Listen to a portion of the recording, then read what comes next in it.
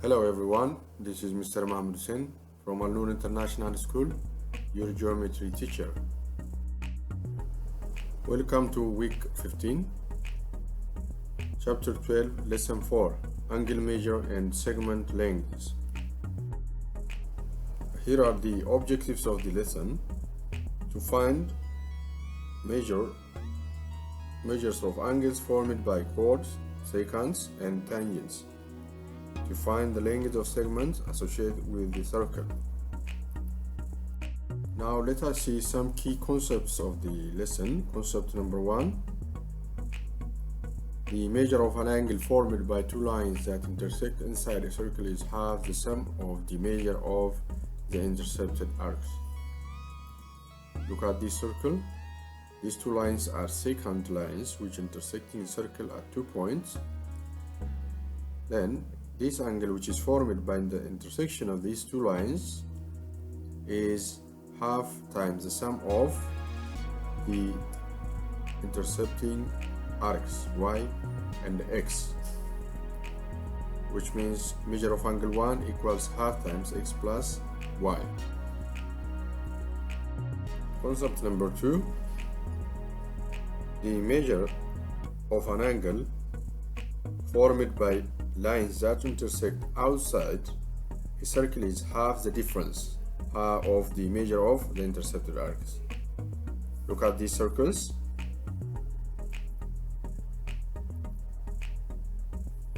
In three cases, the angle 1 is formed by the intersection of two lines outside the circle.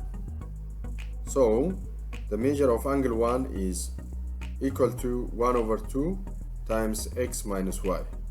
The intercepted arc, which is in front of the angle from outside, minus the intercepted arc from inside. So measure of angle 1 equals 1 over 2 times x minus y in all three cases. Concept number 3.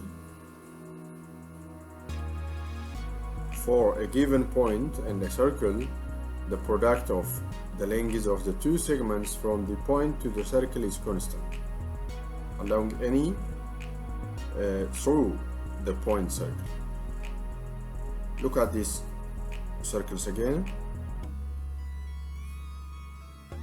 In the first circle, the two lines intersecting inside the circle, but in the second one, the two lines intersecting outside the circle, but these two lines are secant of the circle.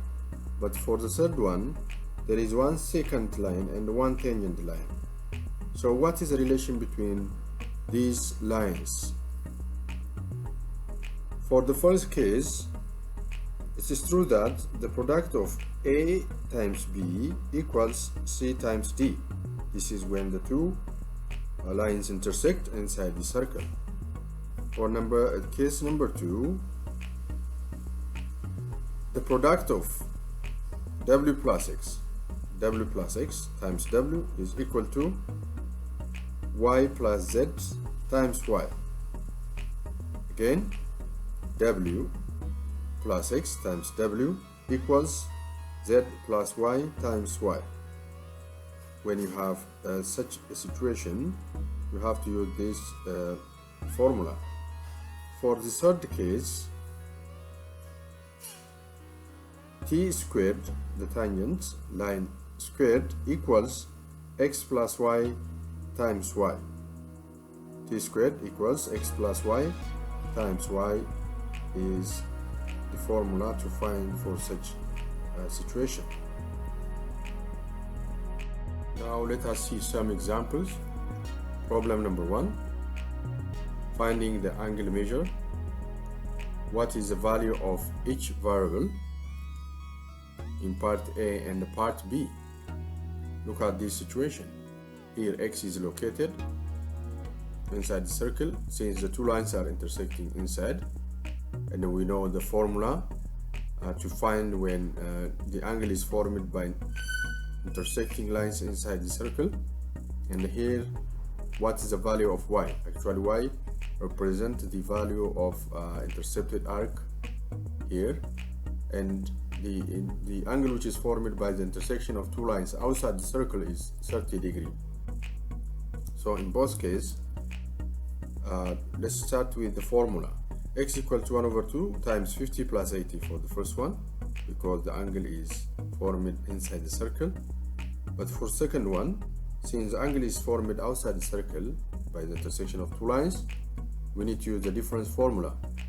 30, the angle which is formed outside, equals 1 over 2 times 85 minus y. Then x equals 1 over 2 times 130, adding these two numbers together, and here you should cross or multiply both sides by 2 to simplify this expression. So 60 equals 85 minus y, and rearranging this, you'll have x equals 65, and here y is equals to 85 minus 60, and finally your answer will be y is equals to 25. Problem number 2, finding an arc measure again. A satellite in a geostationary orbit above the Earth's equator had a viewing angle of Earth formed by the two tangents to the equator. The viewing angle is about 20 degrees. What is the measure of the arc of Earth that is viewed from the satellite? Assume this is the situation, and this is the model of Earth, and the satellite is located tilted like 20 degrees. So what is the value of this arc x? Remember, the angle 20 is formed again outside the circle. If you consider the Earth as a circle, then if this is x, this remaining arc would be 360 minus x, because the complete circle is 360 and this is 20. So we need to use the difference formula, which is 20 equals 1 over 2 times 360 minus x, this arc, minus x, the inside arc. So 20 equals 1 over 2, 360 minus 2x, because you can simplify this. Negative x minus x is minus 2x. Then multiplying both sides by 2 to simplify this expression, or cross 2 here, it will be 40 equals 360 minus 2x. Then rearrange this, you'll have 2x equals 360 minus 40, moving 2x to the other side and bringing 40 to this side. Then 2x equals to 320. Dividing both sides by 2, you will get x equals to 160, which means this arc is 160, and the remaining is 360 minus 160. Problem number 3, finding the segment length. Find the value of the variable in each case. We have two cases here, A and B. What's the value of X and what's the value of W? We know that if two lines are intersecting outside the circle, then the product of 8 plus 6 times 6 equals 7 plus x times 7, which means x plus 8 times 6 equals 7 plus x times 7. And here, since we have one tangent line, w squared equals 15 plus 9 times 9. Then from this part, 6 plus 8 is 14 times 6 equals, multiply this or use distributive property, 49 plus 7x. And here w squared is equal to 24 times 9. 84 equals 49 plus 7x. And here w squared is equal to 260, multiplying 24 by 9. Finally, 84 minus 49 equals 7x, moving 49 to the other side, and you will have w equals 14.7, taking the square root of 216. And for this part, 35 equals 7x, and dividing both sides by 7, x will be 5.